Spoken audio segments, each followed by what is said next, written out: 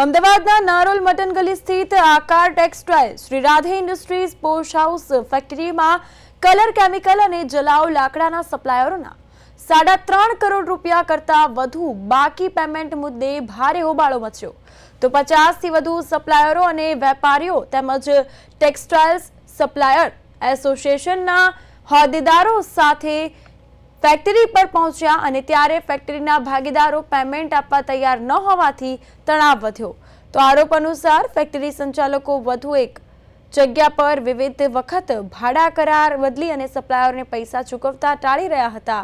હોબાળો વધતા નારોલ પોલીસ કાફલો સ્થળ પર દોડી આવ્યો અને તપાસ તેમજ કાયદાકીય કાર્યવાહી હાથ ધરવામાં આવી।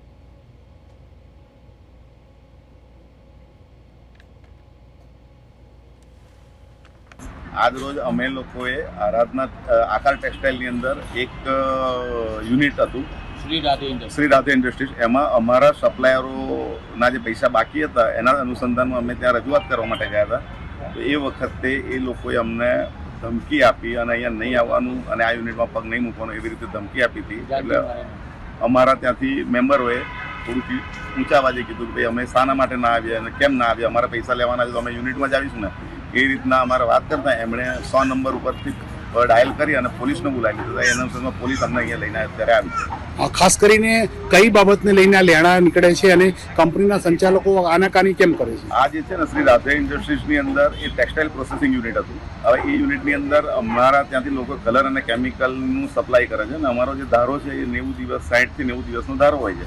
એટલે એ ધારાના અંદર લોકોએ આજથી 2 વર્ષ પહેલાં જે પેમેન્ટ આપેલું હતું એ પેમેન્ટના લેણા પેટે અમે બધા ત્યાં ગયેલા। કેટલી કરોડની ઉઘરાણી બાકી છે અને જવાબદાર સંચાલકોના નામ શું, કંપનીનું નામ શું છે?